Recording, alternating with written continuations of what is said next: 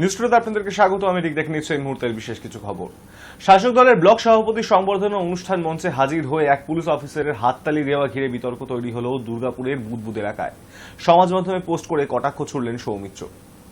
শাসক দলের ব্লক সভাপতির সংবর্ধনা অনুষ্ঠান, আর সেই মঞ্চে হাজির হয়ে এক পুলিশ অফিসারের হাততালি দেওয়া ঘিরে বিতর্ক তৈরি হল দুর্গাপুরের বুদবুদ এলাকায়। ফেসবুকে এই অনুষ্ঠানের একটি ভিডিও পোস্ট করে বিজেপি সাংসদ সৌমিত্র খা বিতর্ক আরও উস্কে দিয়েছেন। তিনি প্রশ্ন তুলেছেন, তৃণমূলের দলদাসে পরিণত হওয়া এই রাজ্য পুলিশের উপর মানুষ কিভাবে আস্থা রাখবে। যদিও বিজেপি সাংসদের এই কটাক্ষমূলক পোস্ট নিয়ে কোনো মন্তব্য করতে চাননি তৃণমূলের ওই ব্লক সভাপতি। বুদবুদের কোটা গ্রাম পঞ্চায়েতের বলরামপুরে রবিবার সন্ধ্যায় একটি ফুটবল প্রতিযোগিতা হয়। উদ্বোধনী মঞ্চে ছিলেন পূর্ব বর্ধমানের আউশ গ্রামের ২ নম্বর ব্লকের তৃণমূল সভাপতি শেখ লালন। তাকে সেখানে সংবর্ধনা দেওয়া হয়। সেই অনুষ্ঠানের একটি ভিডিও ভাইরাল হয়েছে। তাতে দেখা গিয়েছে তৃণমূল নেতার সংবর্ধনা মঞ্চে বুদবুদ থানার সেকেন্ড অফিসার হেমন্ত দত্ত বসে হাততালি দিচ্ছেন। যদিও এই ভিডিও সত্যতা যাচাই করেনি হাই নিউজ। ভিডিওটি পোস্ট করেছেন বিষ্ণুপুরের বিজেপি সাংসদ সৌমিত্র খা। কেন এক পুলিশ অফিসার তৃণমূল নেতার সঙ্গে মঞ্চে থাকবেন, সেই নিয়ে প্রশ্ন তুলে শাসক দলকে বিঁধেছেন তিনি।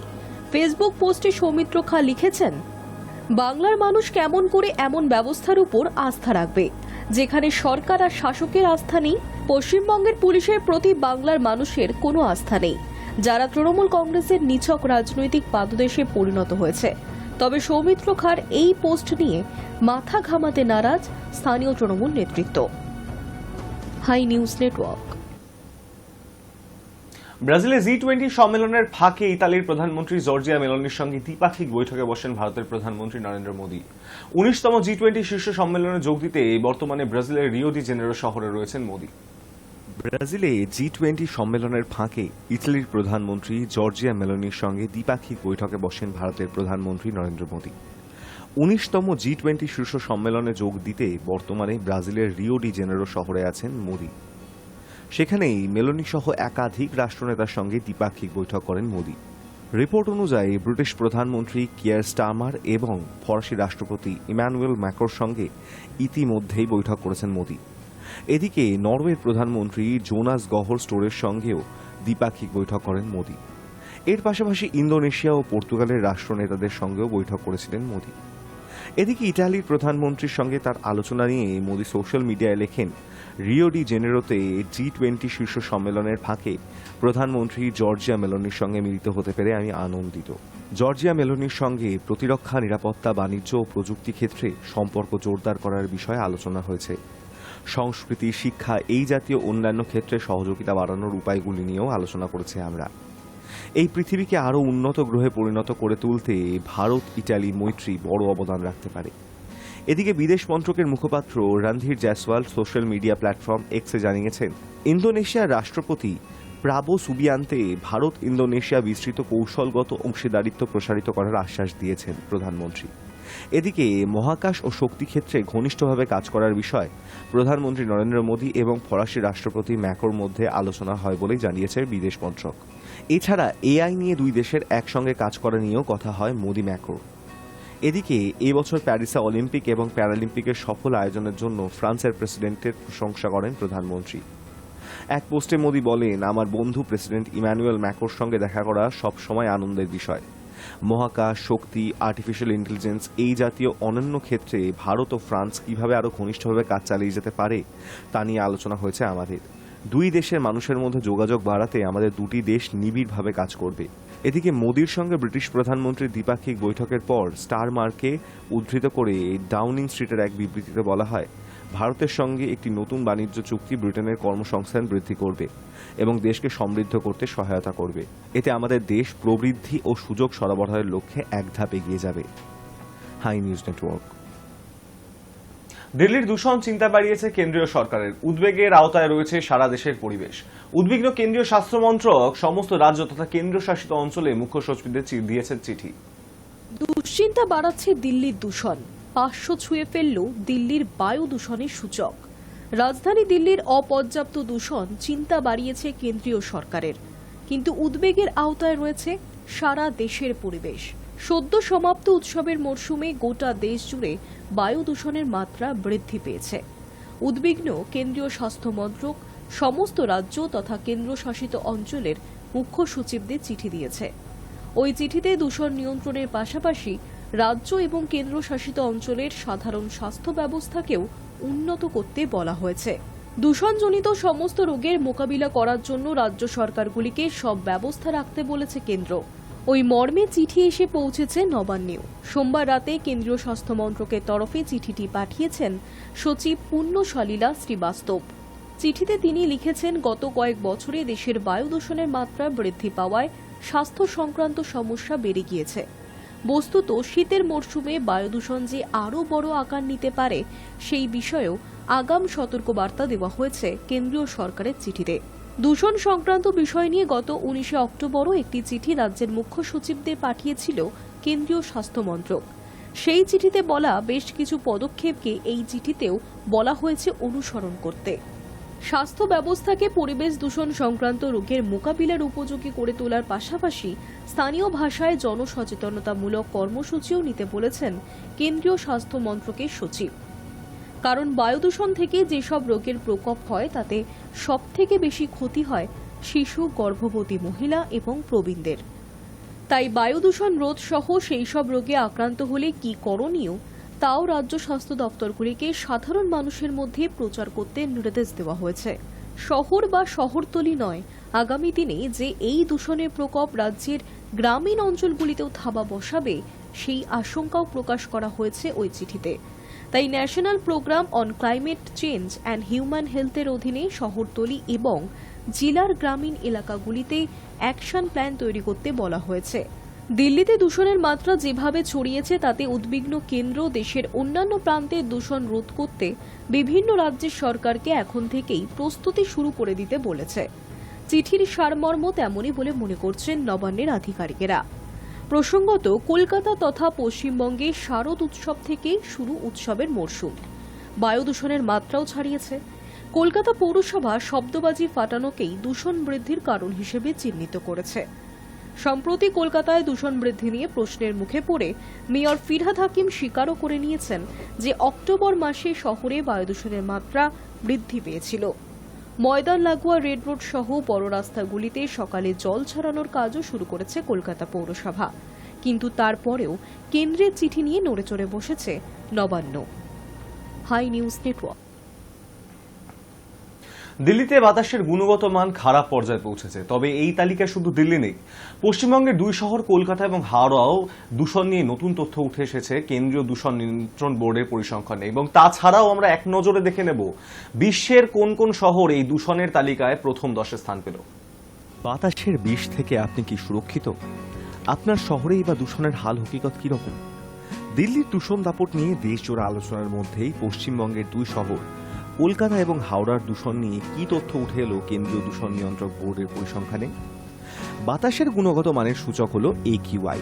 AQI কোথায় ভালো, কোথায় খারাপ বা কোথায় অত্যন্ত খারাপ তা নিয়ে CPCBর নির্দেশিকা রয়েছে। সেই তালিকা অনুযায়ী বাতাসের গুণগত মানের সূচক যদি 0 থেকে 50-এর মধ্যে থাকে তাহলে তা ভালো পর্যায়ের মধ্যে পড়ে।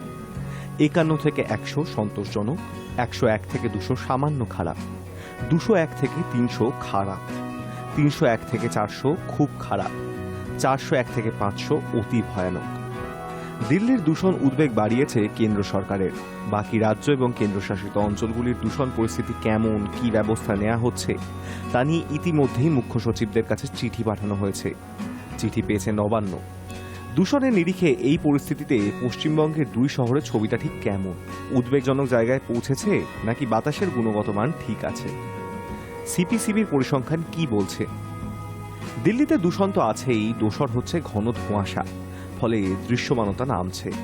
কিন্তু পশ্চিমবঙ্গে ধোঁয়াশার দাপট তেমন না দেখা গেলেও শহর কলকাতার বাতাস কতটা নিরাপদ সেই প্রশ্ন ঘুরপাক খেতে শুরু করেছে। CPCBর তথ্য বলছে শহরের 7টা এলাকার বাতাসের গুণগত মানের সূচক কোথাও খারাপ আবার কোথাও সামান্য খারাপ পর্যায়ে রয়েছে। অন্তত তেমনই তথ্য দিচ্ছে CPCBর ওয়েবসাইট। কলকাতার মূলত 7টি এলাকার দূষণ পরিমাপ করে CPCB। তার মধ্যে রয়েছে Ballygunge, Bidhannagar, fort William, Jadavpur, Rabindra Sarobar, Victoria এবং রবীন্দ্রভারতী বিশ্ববিদ্যালয়। মঙ্গলবার দুপুর 1টা পর্যন্ত যে তথ্য পাওয়া গিয়েছে সিপিসিবির ওয়েবসাইটে, সেই তথ্য বলছে কলকাতার 7টি এলাকার মধ্যে 2টিতে অর্থাৎ ফোর্ট উইলিয়াম এবং বালিগঞ্জে বাতাসের গুণগত মানের সূচক যথাক্রমে 227 এবং 203, যা খারাপ পর্যায়ের মধ্যে পড়ে। তবে শহরের বাকি 5 এলাকায় বাতাসের গুণগত মানের সূচক 100-র ওপরে, কিন্তু 200-র নিচে। সেই হিসেবে সামান্য খারাপ পর্যায়ে রয়েছে রবীন্দ্র ভারতী বিশ্ববিদ্যালয় 195, ভিক্টোরিয়া 190, যাদবপুর 176, বিধাননগর এবং রবীন্দ্র সরোবর 137। অন্যদিকে হাওড়ায় দূষণের ছবিটা সন্তোষজনক নয়। 200-র ওপরে কিন্তু 300-র কাছাকাছি রয়েছে এই শহরের বাতাসের গুণগত মানের সূচক। এই শহরের 5টি এলাকায় দূষণ পরিমাপ করে সিপিসিবি। তার মধ্যে রয়েছে ঘুষুরি, এখানে বাতাসের গুণগত মান 293, যা খারাপ পর্যায়ের মধ্যে পড়ে। এছাড়া এই তালিকায় রয়েছে বটানিক্যাল গার্ডেন 281, দাসনগর 277, পদ্মপুকুর 255 এবং বেলুর মঠ 222। এবার এক নজরে দেখে নেওয়া যাক দূষণের নিরিখে সারা বিশ্বে কোন কোন শহর প্রথম 10-এ স্থান পেল। প্রথম স্থান অধিকার করেছে দিল্লি, তার AQI 347। দ্বিতীয় স্থানে রয়েছে সারায়েভো, তার AQI 206। তৃতীয় স্থান অধিকার করেছে লাহোর, AQI 166। চতুর্থ স্থানে রয়েছে বেলগ্রাডে, বাতাসের গুণগত মান 166। পঞ্চম স্থানে রয়েছে করাচি, বাতাসের গুণগত মান 155। ষষ্ঠ স্থানে রয়েছে আমাদের শহর কলকাতা, AQI অর্থাৎ বাতাসের গুণগত মান 152। সপ্তম স্থানে রয়েছে প্রিস্টিনা, বাতাসের গুণগত মান 148। অষ্টম স্থানে রয়েছে তেহরান, বাতাসের গুণগত মান 148। নবম স্থানে রয়েছে উলানবাতার, AQI 137। দশম স্থানে রয়েছে মুম্বাই, বাতাসের গুণগত মান এখানে 137। Hi News Network. Paschim Medinipur জেলার পিংলার নয়া গ্রাম, যে গ্রামে প্রবেশ করলে হারিয়ে যেতে হয় ছবির দুনিয়ায়। বিখ্যাত পটশিল্পীদের গ্রাম হিসেবেই খ্যাত এই গ্রাম।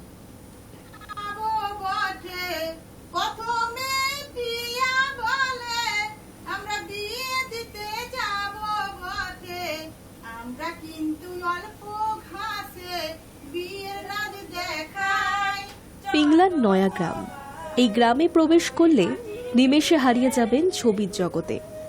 এ যেন স্বপ্নের রাঙা রঙিন গ্রাম, যেদিকে তাকাবেন সেদিকে রঙের ছোঁয়া। স্বপ্নের দেশে হারিয়ে যাবেন আপনি। পশ্চিম মেদিনীপুর জেলায় রয়েছে এমন সুন্দর একটি গ্রাম, যে গ্রামে প্রবেশ করলে হারিয়ে যেতে হয় ছবির দুনিয়ায়। পশ্চিম মেদিনীপুর জেলার প্রত্যন্ত গ্রামীণ ব্লক পিংলার নয়া গ্রাম, বিখ্যাত পটশিল্পীদের গ্রাম হিসেবে খ্যাত এই গ্রাম। এই গ্রামেই বসবাস শতাধিক শিল্পীদের, যারা চিত্রকর বা পটুয়া হিসেবে পরিচিত। সামাজিক ধর্মীয় নানা ছবি যেমন কাগজের ওপর ফুটিয়ে তোলেন চিত্রকর বা পটশিল্পীরা, তেমনি নিজেদের বাড়ির দেওয়ালকে ক্যানভাস হিসেবে ব্যবহার করে একাধিক নিত্য নতুন ছবি ফুটিয়ে তুলেছেন তারা। গোটা গ্রামকে সাজিয়েছেন ছবির গ্রামের মতো। এই গ্রাম যেন ছবিরই গ্রাম। গ্রামের প্রত্যেকটি বাড়িতে রয়েছে কোনো না কোনো শিল্পী। সাদা কাগজে যেমন ফুটিয়ে তোলেন বিভিন্ন বাস্তববাদী চিত্র, এমনকি পৌরাণিক চিত্র, তেমনি বাড়ির দেওয়ালকে ক্যানভাস হিসেবে ব্যবহার করে ফুটিয়ে তুলেছেন নানা ছবি। এমন ছবি গ্রাম দেখতে আপনাকে যেতে হবে পশ্চিম মেদিনীপুর জেলার পিংলার নয়া গ্রামে। এই গ্রামটি পটগ্রাম নামেও পরিচিত। সারা গ্রাম ঘুরে দেখলে নিমেষেই আপনার মন ভালো হয়ে যাবে। অ্যাকচুয়ালি লোক সংস্কৃতি আজকের দিনে আস্তে আস্তে না প্রায় বিলুপ্তির পথে। এই যে ট্র্যাডিশনাল আর্ট, এই জিনিসটা আজকের দিনে আমি বম্বে থাকি, আমি বিভিন্ন জায়গায় ঘুরে বেড়াই এবং বেসিক্যালি আমি তথ্যচিত্রের উপরেও কাজ করি। তো আমি দেখেছি অন্যান্য জায়গাতে গিয়েও, আমি পিংলায় আসার সৌভাগ্য আমার হয়নি, এই প্রথম আমি পিংলায় এলাম। এর আগে আমি আরও অন্যান্য রাজ্যে যেখানে এই শিল্প আছে সেই সমস্ত গ্রামগুলোতে আমি গেছি, ভিজিট করেছি। আমি জাস্ট গত সপ্তাহে যুবরাজপুর গিয়েছিলাম উড়িষ্যায়, যেখানে পটচিত্র তৈরি হয়। এবং এখানে এসে আমার একটা কতগুলো জিনিস খুব ভালো লাগলো। ওরাও ন্যাচারাল কালার দিয়ে তৈরি করে, আর এখানেও ন্যাচারাল কালার দিয়েই তৈরি হয়, কিন্তু কালারের যে ব্যাপারটা মিশ্রণটা, হ্যাঁ, দুটো জায়গায় দুই রকম ভাবে, তারতম্যটা একটু অন্যরকম। তারতম্যটা অন্যরকম। এবং সেই হিসাবে এখানকার একটা ব্যাপার আছে, ওরাও মাইথোলজিক্যাল সাবজেক্ট নিয়ে কাজ করে, কিন্তু ওরা শুধুমাত্র মাইথোলজি নিয়েই কাজ করে। এখানে এসে আমি দেখতে পেলাম যে বর্তমান সমাজের যে ব্যাপারগুলো আছে সেইগুলো নিয়েও কিন্তু এখানে কাজ হচ্ছে। রিসেন্টলি আরজি করের যে একটা বিভৎস ঘটনা ঘটে গেল, আমি দেখলাম একটা পটচিত্র এখানে আছে, যেটা সত্যিকারের আমার মন কাড়লো যে এরা বর্তমান সমাজের অবস্থাটাকেও তুলে ধরছে, শুধুমাত্র সেই আগের লোক সংস্কৃতিটাকেই ধরে রাখেনি, বর্তমান সমাজটাকে নিয়েও কাজ করছে। এটা একটা সত্যি খুব অভিনব প্রয়াস আমি মনে করি।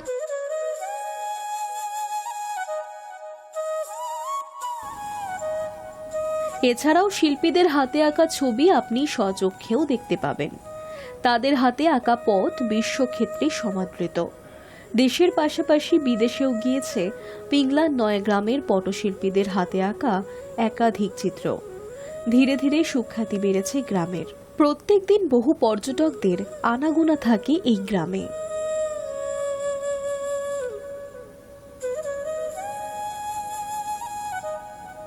High News Network. ইসরোর অত্যাধুনিক কৃত্রিম উপগ্রহ GSAT-20 আমেরিকার মাটি থেকে মহাকাশে সফলভাবে উৎক্ষেপিত হলো। মাস্কের সংস্থার ফ্যালকন 9 রকেটের সাহায্যে এটি মহাকাশে পাড়ি দিয়েছে। ইসরোর অত্যাধুনিক কৃত্রিম উপগ্রহ GSAT-20 আমেরিকার মাটি থেকে মহাকাশে সফলভাবে উৎক্ষেপিত হলো। ভারতীয় সময় অনুসারে সোমবার মধ্যরাতে ফ্লোরিডার কেপ ক্যানাভেরাল থেকে এটি উৎক্ষেপণ করেছে ইলন মাস্কের সংস্থা স্পেসএক্স। মাস্কের সংস্থার ফ্যালকন 9 রকেটের সাহায্যে এটি মহাকাশে পাড়ি দিয়েছে। যাত্রাপথে সময় লেগেছে 34 মিনিট। 4700 কেজি ওজনের GSAT-20 হল একটি সম্পূর্ণ বাণিজ্যিক কৃত্রিম উপগ্রহ। দেশের প্রত্যন্ত গ্রামাঞ্চলে ব্রডব্যান্ড ইন্টারনেট পরিষেবা এবং মাঝ আকাশে বিমানযাত্রীদের ইন্টারনেটের সুবিধা দেওয়ার লক্ষ্যে এই কৃত্রিম উপগ্রহটি তৈরি করেছে। ইসরোর বাণিজ্যিক শাখা নিউ স্পেস ইন্ডিয়া লিমিটেডের chairman Radhakrishnan Durairaj Cape Canaveral থেকে প্রক্রিয়ার উপর নজর রাখছিলেন। তিনি জানিয়েছেন উৎক্ষেপণ সফল হয়েছে এবং কৃত্রিম উপগ্রহটি নির্দিষ্ট কক্ষপথে প্রতিস্থাপিত হয়েছে। দেশের ইন্টারনেট ব্যবস্থাকে আরও উন্নত করতে 14 বছর ধরে পরিষেবা দেবে ইসরোর তৈরি GSAT-20 কৃত্রিম উপগ্রহ। চলতি বছরের শুরুর দিকেই ইসরোর বাণিজ্যিক শাখা থেকে জানানো হয়েছিল মাস্কের সংস্থার সঙ্গে যৌথ উদ্যোগে কাজ করার কথা। এর আগে ইসরো এককভাবে বিভিন্ন কৃত্রিম উপগ্রহ উৎক্ষেপণ করেছে, কিন্তু GSAT-20 ওজন তুলনামূলকভাবে অনেকটাই বেশি। সেই কারণে মাস্কের স্পেসএক্সের সহযোগিতায় এটিকে মহাকাশে পাঠানো হয়েছে। ইসরো এবং স্পেসএক্সের যৌথ উদ্যোগে এটি প্রথম উৎক্ষেপণ। সোমবার মধ্যরাতে কেপ ক্যানভেরালের স্পেস কমপ্লেক্স 40 থেকে উৎক্ষেপিত হয় ইসরোর এই কৃত্রিম উপগ্রহ। এই অঞ্চলটি আমেরিকার মহাকাশ বাহিনীর অধীনে রয়েছে। স্পেস কমপ্লেক্সের এই উৎক্ষেপণ স্থলটি বর্তমানে ব্যবহার করে মাস্কের সংস্থা। GSAT-20 উৎক্ষেপণের সময় বেঙ্গালুরুর UR রাও স্যাটেলাইট সেন্টার থেকে প্রক্রিয়ার উপর নজর রাখছিলেন ইসরোর চেয়ারম্যান S সোমনাথ। তিনি জানিয়েছেন কৃত্রিম উপগ্রহটি 14 বছর সচল থাকবে। তার জন্য দেশের মাটিতে সমস্ত পরিকাঠামো তৈরি রয়েছে। Hi News Network. প্রয়াত মুনমুন সেনের স্বামী ভরত দেব বর্মা বয়স হয়েছিল আনুমানিক 83 বছর। হৃদরোগে আক্রান্ত হয়ে মঙ্গলবার সকালে তিনি শেষ নিঃশ্বাস ত্যাগ করেন। স্বামীকে হারালেন মুনমুন সেন। প্রয়াত রাইমা ও রিয়া সেনের বাবা ভরত দেব বর্মা। বয়স হয়েছিল আনুমানিক 38 বছর। পরিবার সূত্রে জানা গিয়েছে হৃদরোগে আক্রান্ত হয়ে মঙ্গলবার সকালে তিনি শেষ নিঃশ্বাস ত্যাগ করেন। জানা গিয়েছে বেশ কিছুদিন ধরেই অসুস্থ ছিলেন তিনি। মঙ্গলবার সকালে তার শারীরিক অবস্থার অবনতি হয়। সঙ্গে সঙ্গে খবর দেওয়া হয় ঢাকুরিয়ার বেসরকারি হাসপাতালে। সেখান থেকে অ্যাম্বুলেন্সে আসার আগেই সবকিছু শেষ হয়ে যায়। ভরত দেব বর্মার মৃত্যুর খবর নিশ্চিত করেছেন রাইমা সেন। ত্রিপুরা রাজপরিবারের সন্তান ভরত দেব বর্মা।